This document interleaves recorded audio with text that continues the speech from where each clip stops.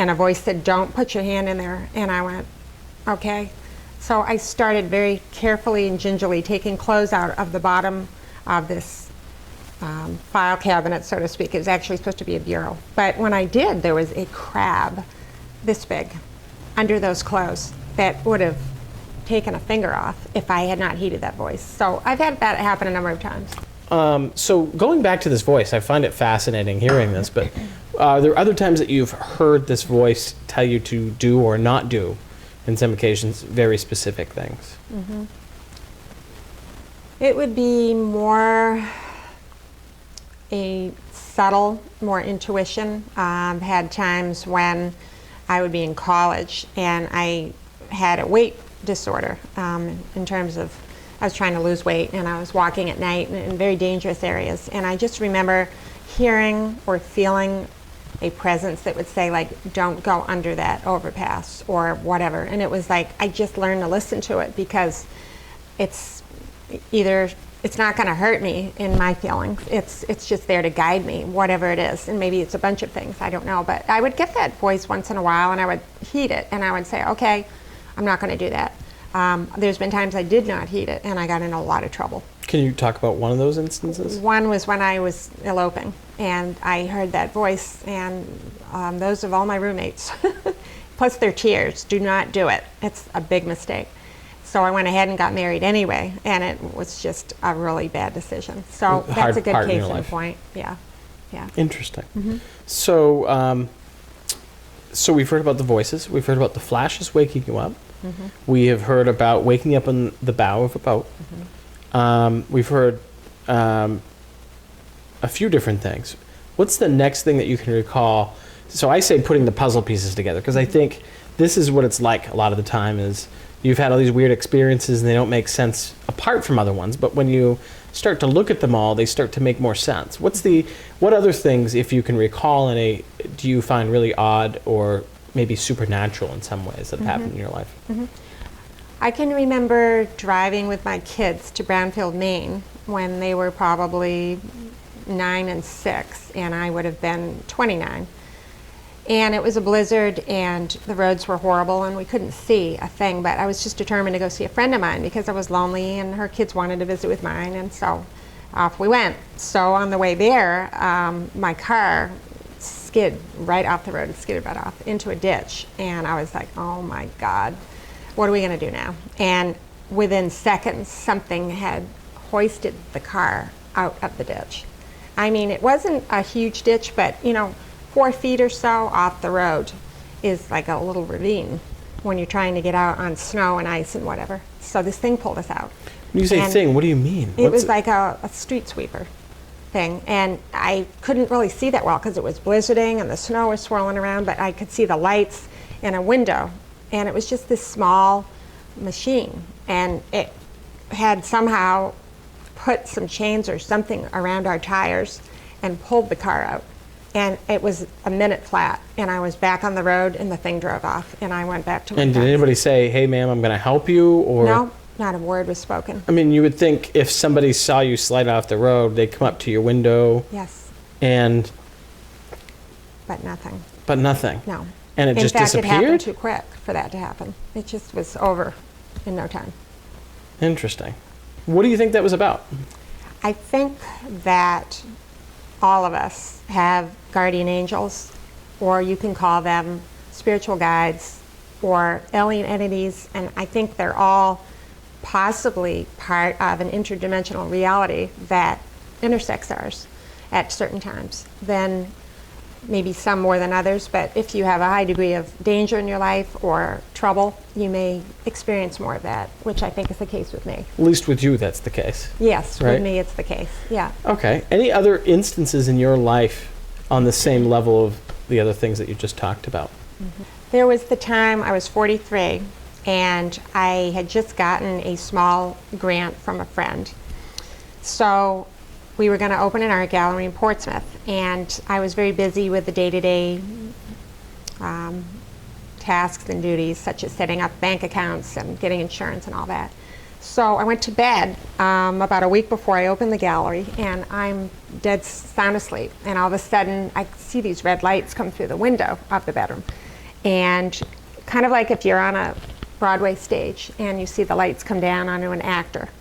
So these red lights are coming through the window and it looked like they were looking for something, and they're like searching the room, and all of a sudden they lit up on me and it lifted me off the bed, screaming bloody murder. I am not a screamer. So it was so out of character for me, and I look over at my husband and I'm screaming to Sam. He didn't wake up, he didn't move. He was like not there. And if I move at all during the night, he wakes up. He didn't budge. So I'm levitated off the bed through the window, and that's the last thing I remember. You remember actually levitating? Yes.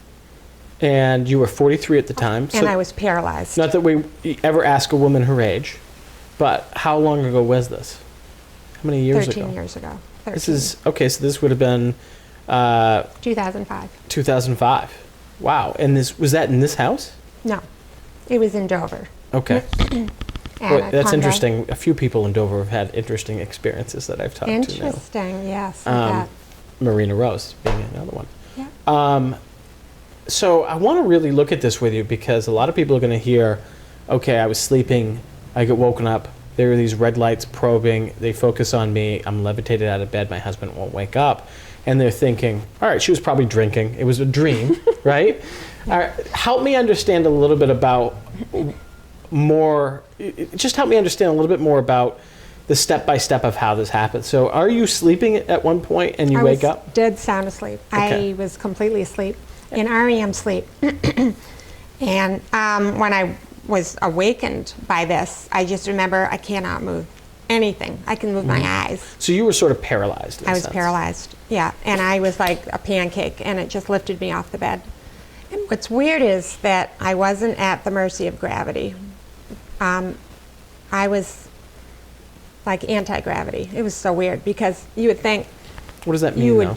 well, if I were at the mercy of gravity, I think being lifted off the bed, if I'm not on anything, it would cause my body to, maybe my arm would drop or my leg would drop or something in reaction to the gravity, but nothing happened. I was a pancake. Meaning you were as stiff as a board. Yes.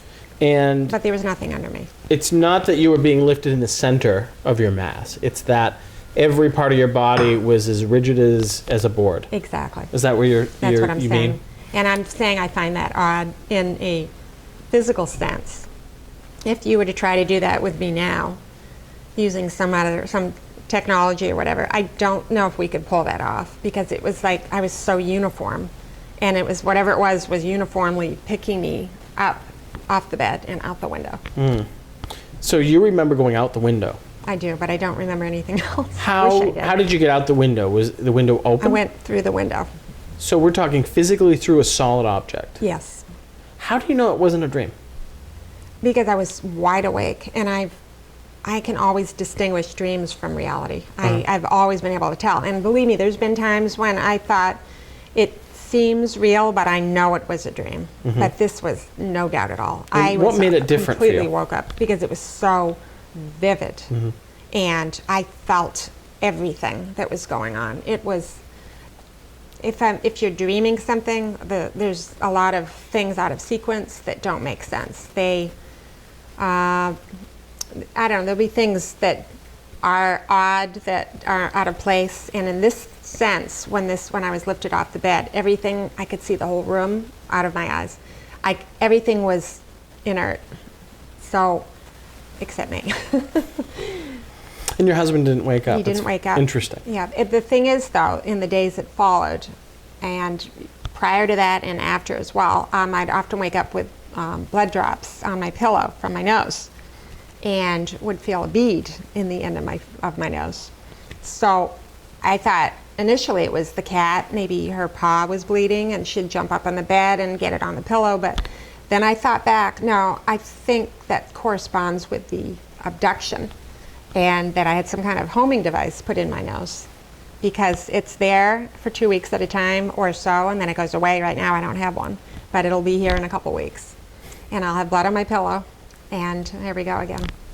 So I want to go back to something you kind of alluded to, which is this has gone down a family tree in some way. You mentioned before you have a son and a daughter, is that right? And did you say that you have reason to believe your daughters had strange experiences as well? Or is that too hard to talk about? No, that's fine. She did tell me about 15 years ago that she remembers being in her room as a young child in North Conway, New Hampshire. And she would have been probably 4 or 5 years old. And she, too, had a bright flash in her room. And she'd come running into my room screaming that there's a bright flash of light in my room. And this happened on numerous occasions. And my son has claimed to have no alien abduction or UFO experiences. However, about a month and a half ago when he visited, he was just doing this with his nose, and I mentioned to him, what's up with your nose? And he goes, well, I've got this thing in the end of it. And I said, a thing? I'm like, all right, everybody quiet. What do you mean? And he goes, well, it's like this little bead thing. And I went, oh my gosh. I said, I've been getting those for years. And I said, it's like in the very end. And he goes, yeah. And he goes, it's bugging me. And I thought, there's another one. So it's inner. And have you ever found this bead? No. Is it I ever? just can feel it. Is it there now? No, but it moves around when it's in there, and it's small. It's probably a quarter the size of your pinky finger nail.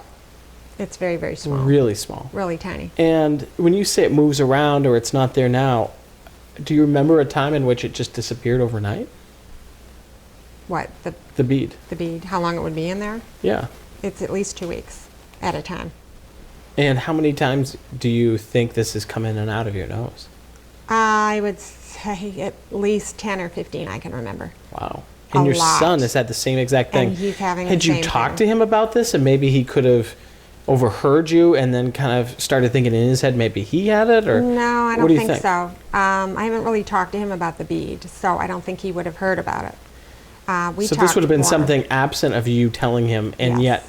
yet, see, the reason I ask that is when somebody gives information like that and had no way of getting that from you prior, Yep. it adds a lot of credibility to it, right? I think so. And with what your daughter's saying with this light, I find that fascinating because as a child, you had the same thing happen. Yes. And what did she think this light was as a child? What would she say to you? She didn't know, except she said, I'm so scared this bright light just burst in my room. And we never really talked about what she thought it was. It was more just letting her express herself, saying, you know, I was scared, and I remember this flash of light, and then I would tell her, yes, I had the same thing happen to me, and I don't know what it is either. So that's all you can do. The only common ground you have is this shared experience, but you don't really know what it is. And then by talking with people like you and Dean, I can gain more insight because others have had that experience or similar. If I could, I want to talk a little bit about your parents, because you just talked a little bit about this being possibly generational, right? Mm-hmm. So here you were children, here's you. Have your parents ever reported anything like this? No, but as a kid, I remember my mother driving me someplace. It seemed to be Chicago, and we were just the two of us in the car, and I remember her passing out. And we're on the side of the road. I remember climbing over her body. This happened at least twice that I remember. And I thought over the years, maybe my mother had an alcohol problem or something. And then I thought a little more about it in lieu of my own experiences and thought, maybe she's an abductee. And maybe she was taken even though her physical body was there. And I guess it can be an out-of-body experience, or it could be an actual physical experience. Or both. So just sticking to the story without conjecture or what it could be, let's just look at it for a second. So you would be how old when this happened on these two About occasions? 2 or 3. Very young. Very, very young. And were you alone in the car with your mom when she was driving? Yes. And she would be driving down the road, and you can remember being that young, and then what was the next thing that would happen? Would she just nod down and the car would drift over to the side, or would she weave in and out of traffic? What was going on? To be frank, I don't remember anything except the car slowing to the side of the road. So there was nothing alarming about, or I think I would remember, about how she got to the side of the road. It was almost like the car just stopped. And we stalled on the side of the road. Thank God it was on the side of the road. And was this like daytime or nighttime? Daytime, both times. And do you recall in these memories seeing other cars or people or your mom waking up? I just remember, I think I remember cars going by, but just being, I was so small, and just climbing on her and just trying to wake her up and not knowing what to do. But she finally did wake up because we got home and I'm here, so. Sure. Yeah. You just don't recall exactly how that happened. Exactly.